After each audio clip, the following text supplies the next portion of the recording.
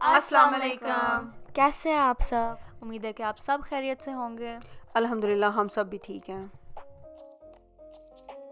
तो आज हमारा आखिरी दिन है वैंकूवर में। अभी हम सब ने नाश्ता किया है, कपड़े वगैरह पहनने तैयार हुए हैं और अब हम जा रहे हैं एक्वेरियम के बाद इंशाल्लाह हम जाएंगे ज़ू और उसके बाद फिर हम निकलेंगे कलोना के लिए। तो ये कुछ आखिरी पल हैं हमारे एयरबीएनबी हाउस में। तो चलिए अब चलते हैं। तो सुबह सुबह उठ के हमने फिर पूरा घर खाली किया, नाश्ता वगैरह किया और फिर जाने की तैयारी हमने कर ली। जैसे कि मैंने बताया ये हमारा आखिरी दिन था और उस वजह से हमारा आखिरी व्लॉग भी है। तो आई होप आप सबको अब तक की वीडियोस पसंद आई होंगी। और हमारे आखिरी दिन का पहला स्टॉप जो था वो वैंकूवर एक्वेरियम था। तो यहाँ पे पार्किंग थोड़ी दूर थी तो हम लोगों ने बच्चों को एक्वेरियम के सामने उतारा और हम लोग गाड़ी पार्क करने चले गए। यहाँ पे बहुत ज़्यादा रश था तो बच्चे जो थे वो लाइन में खड़े हो गए थे तो हम लोग फिर गाड़ी पार्क करके आ गए और इस तरह जो थी हमारी बारी थोड़ी जल्दी आ गई।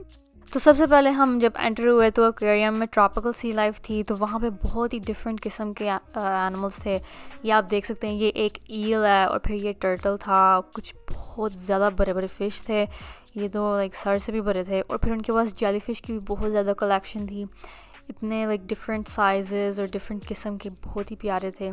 ये एक अपसाइड डाउन जेली फ़िश है और फिर साथ में एक ये वाला भी था। And it was so pretty at the same time, it was kind of scary. उधर फ़िश की बहुत वैरायटी थी, जैसे आप देख सकते हैं ये बहुत एग्जॉटिक फ़िश लग रहा था। और ये स्टार फिश देख के मुझे स्पंज बॉब याद आ गया था, पैट्रिक। और ये अगर आपने मूवी देखी है फाइंडिंग नीमो, ये टैंक देख के मुझे वो मूवी याद आई क्योंकि उन्होंने डोरी के जैसे रॉयल ब्लू टैंक फ़िश रखी हुई थी और साथ में नीमो की तरह क्लाउन फ़िश और साथ में बहुत सी एनेमी भी थी। और ये वाला टैंक जो था सबसे बड़ा था और इसमें शार्क थी और एक टर्टल था और I think there is stingray भी थी। उसके बाद हम रेन फॉरेस्ट वाले सेक्शन में एंटर हुए जहाँ पे बहुत ज़्यादा ग्रीनरी थी और बहुत ही ह्यूमिड था क्योंकि वो रेन फॉरेस्ट की एनवायरनमेंट को एमुलेट कर रहे थे। तो वहाँ सबसे पहले उन्होंने डक्स रखे हुए थे, बहुत ही क्यूट थे। और फिर बाद में कुछ टॉर्टोसेस थे और फिर ये बर्ड था एक, लुक्स लाइक अ पैरट लेकिन पैरट नहीं था, मुझे याद नहीं कि कौन सा टाइप का बर्ड था। और ज़्यादातर वो ट्रीज़ में ही था ऊपर हमारे ऊपर। तो उसने हमारी बेचारी आंटी पे ही pooped on her और उनकी बेचारी जैकेट ख़राब हो गई। और रेन फॉरेस्ट में जो था वो डिफरेंट रेप्टाइल्स भी थे। ये आप देख सकते हैं, स्नेक है and it was so big. और इसके साथ कलरफुल फ्रॉग भी था। और ये मेरी बेटी ने मुझे बताया कि जितना कलरफुल फ्रॉग हो वो उतना ही पॉइजनस होता है। और हर स्नेक जो था उसके साथ एक डिफरेंट कलर का जो था वो फ्रॉग भी था। यहाँ पे आप देख सकते हैं कि यहाँ पे भी एक बहुत बड़ा ग्रीन कलर का जो है वो स्नेक है। और ये वाला जो स्नेक था ये अंडर वाटर था और ये बहुत बड़ा स्नेक था। पूरे टैंक में जो थी इसकी स्किन शेड हुई थी, वो बहुत स्केरी था, इसलिए वो हमने शूट नहीं किया।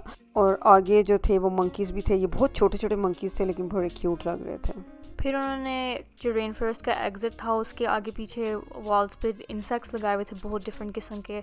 और फिर ये ना क्रोकोडाइल है और ना एलिगेटर है लेकिन उसी का कोई किस्म है, ये एक बैठा हुआ था। और फिर हम ट्रॉपिक से निकले और उसके बाद हम बीसी के कोस्ट के स्पेसिफिक सी लाइफ के पास गए क्योंकि ज़ाहिर बात है बीसी समुंदर को लगता है तो उसकी अपनी वाइल्ड लाइफ है। तो वहाँ पे बहुत ज़्यादा फ़िश थे, बहुत ज़्यादा फ्रॉग्स थे और फिर वहाँ पे ऑक्टोपस भी था लेकिन मैं वीडियो नहीं बना सकी क्योंकि वो बहुत अपने रॉक्स के अंदर था तो वो नज़र नहीं था आ रहा इतना। तो उसके बाद फिर हम बाहर गए क्योंकि उन्होंने वहाँ सील्स रखे हुए थे और पेंगुइन्स भी थे, लेकिन क्योंकि बारिश हो रही थी हम पेंगुइन्स नहीं देख सके। लेकिन ये सील्स हैं, सील्स की मेरे पास थोड़ी वीडियो ये आप देख लें। बाहर फिर उन्होंने छोटा सा सेक्शन बनाया हुआ था जहाँ पे आप एक्चुअली डिफरेंट सी क्रीचर्स को टच कर सकते हैं सिर्फ एक फिंगर के साथ। तो फिर मैंने तो खैर की नहीं, लेकिन सायरा ने और फिर हमारे साथ जो फैमिली फ्रेंड्स थे उन्होंने किया और उन्होंने डिस्क्राइब किया कि बहुत ही लाइक डिफरेंट उसका टेक्सचर था। उसके बाद फिर बारिश ज़्यादा होने शुरू हो गई थी तो फिर हम वहाँ से निकल गए और फिर क्योंकि थोड़ा टाइम हो गया तो हमने सोचा हम खाना खा लें। तो फिर हमने पिज़्ज़ा मंगवाया और पिज़्ज़ा खाया।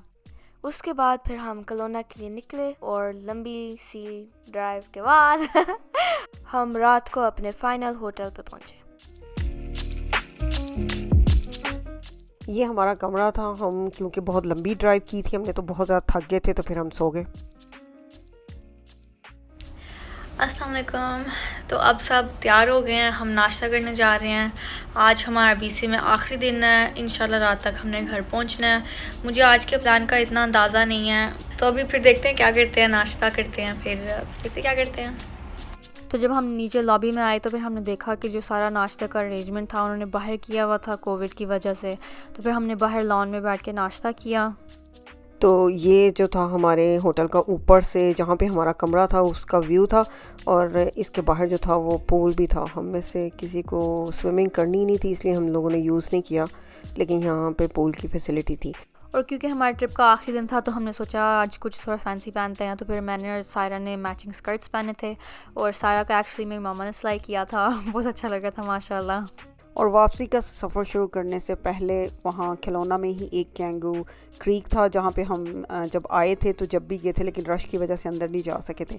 तो ये अब हम अर्ली मॉर्निंग, अभी ये खुला नहीं था तो हम लोग यहाँ बाहर आके खड़े हो गए, और 10 o'clock जब खुला तो हम फ़ौरन जो था अंदर चले गए। और इसमें आपको जो चिकन नज़र आ रहे हैं ये गोट्स थी, जो बहुत छोटी छोटी गोट्स थी, इनको शायद टाइनी गोट्स कहते हैं। और इसके बाद हम लोगों को ये कैंगरू नज़र आए जो कि आप देख सकते हैं बहुत ही क्यूट लग रहे हैं। बहुत छोटे छोटे भी थे और बहुत बड़े बड़े भी थे। और क्योंकि हम अर्ली मॉर्निंग पहुंचे थे तो बेचारे जो कैंगरूज थे मोस्टली वो आधे नींद में थे। लेकिन फिर भी फ्रंट पे उन्होंने ना कुछ लीव्स वगैरह रखे हुए थे जो हमने बारी बारी आके कैंगरूज को खिलाए। और वो उन्होंने कहा था कि खिलाते हुए या जैसे आप अगर आराम से करीब आए तो फिर आप उनको बैक पे आराम से पैट कर सकते हैं। और उनका फर टच करके दे वर वेरी वेरी सॉफ्ट और बहुत क्यूट थे। लेकिन जैसे मैंने कहा तो थोड़े थोड़े स्लीपी भी थे। और उनको खाना खिलाने के अलावा हमने उनके साथ सेल्फीज़ भी बहुत ज़्यादा ली। कैंगरू वाले फील्ड के पास ही उन्होंने गोट्स का अलग से छोटा सा ब्रिज बनाया हुआ था। और जैसे मैंने कहा क्योंकि हम सुबह गए थे तो गोट्स बेचारे भी सोए हुए थे, लेकिन पूरा ब्रिज छोटी छोटी बकरियों से भरा हुआ था। और इतने क्यूट थे, छोटी छोटी उनकी दाढ़ियाँ थी और हॉर्न्स थे। और साथ में उनके पास बहुत और भी डिफरेंट एनिमल्स थे। ये कैपिबारा हैं, और फिर ईम्यूज़ भी थे, और फिर पीकॉक, ये एक ही था। और फिर जैसे हमने पहले भी देखे डक्स भी थे बहुत क्यूट से। और फिर उन्होंने बर्ड हाउस एक अलग से बनाया हुआ था जहाँ पे उन्होंने बहुत ज़्यादा डिफरेंट ट्रॉपिकल बर्ड्स रखे हुए थे, बहुत ही डिफरेंट किस्म के पैरट्स थे। और फिर ये एक बहुत ही क्यूट, मुझे याद नहीं है इस एनिमल का नाम, लेकिन हाथ लगा कि वो सो सॉफ्ट। और फिर एक स्कॉर्पियन था, इट्स काइंड ऑफ स्कैरी। और फिर एक स्नेक था, ये मेरा ख्याल है पाइथन है। और फिर इसको मैंने हाथ भी लगाया था, इट फेल्ट, उसका जो टेक्सचर था वो बहुत ही लाइक अजीब और डिफरेंट था, मैं डिस्क्राइब नहीं कर सकती। और फिर हमने ईम्यूज़ को भी थोड़ा सा खाना खिलाया। और फिर वहाँ से जाने का टाइम हो गया। गाड़ी में बैठ के मैंने और आपी ने मूवी लगा ली थी और साथ साथ में चिप्स खा रहे थे। और ऐसे ही फिर हम लॉकबाउन पहुंच गए थे। हमने एक्चुअली इस व्लॉग सीरीज़ के पार्ट 1 में आपको दिखाया था, लेकिन तब जब हम गए थे बंद था, लेकिन इस बार खुला हुआ था। गोट्स भी थे, गोट्स को खाना देने के लिए भी जगह उन्होंने बनाई हुई थी। It was like a little vending machine dispenser. और बीसी जो है वो फ्रूट्स के लिए बहुत फेमस है, तो ऐसा तो हो नहीं सकता कि आप बीसी जाएँ फ्रेश फ्रूट वहाँ से लेके नहीं आए। तो फिर हम लोगों का पिकिंग का इरादा था, लेकिन क्योंकि पिकिंग का सीज़न ख़त्म हो गया था तो हम लोग पिक नहीं कर सकते थे, तो इसलिए हमने वहाँ से फ़्रेश फ्रूट बाई किया। और वहाँ पे फ़्रेश पाई भी बनी हुई थी और वो बहुत मज़े की थी, तो हमने कहा कि हम फ़्रेश पाई भी जो है उसको ट्राई करते हैं। तो इट वाज़ वेरी गुड। फिर थोड़ी सी ड्राइव करके हम लोग पहुँचे थे रेवलस्टोक की टाउन में। और वहाँ पे जो मेन चीज़ हम देखने गए थे वो बेसिकली एक रोलर कोस्टर है जो माउंटेन के ऊपर से आता है, जिसका नाम है पाइप माउंटेन कोस्टर। तो उसके लिए सबसे पहले हमें गोंडोला में बैठना पड़ा और फिर माउंटेन के ऊपर तक हम गए। और फिर बेसिकली वो छोटा सा कार्ट बना होता है, आपने उसमें बैठना होता है, और फिर पूरा ट्रैक बना होता है दरख्तों के बीच में से, बिल्कुल माउंटेन के टॉप से लेके बॉटम तक आपने जाना होता है।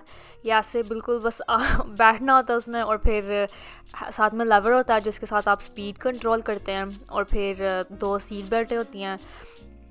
और फिर आप जितना आप लेवर को आगे करें उतना तेज़ी से आप जाते हैं। और जो मेरा भाई है उसको तेज़ जाने का शौक़ है, तो उसने बिल्कुल फुल करके वो नीचे गया। और फिर ये बॉटम है, ज़ाहिर बात है अंदर क्योंकि आपने हैंडल को पकड़ा होता है, अंदर नीचे आते हुए हम वीडियो नहीं बना सके, लेकिन फिर बॉटम पे आप देख सकते हैं कितने स्पीड से हम आ रहे थे। ये मैं आई थी और ये अब सायरा आ रही है, और फिर ये मेरे पापा आ रहे हैं। पापा थोड़े स्लो आए थे, मेरा ख्याल है वो डर रहे थे, लेकिन हम सबको बहुत मज़ा आया।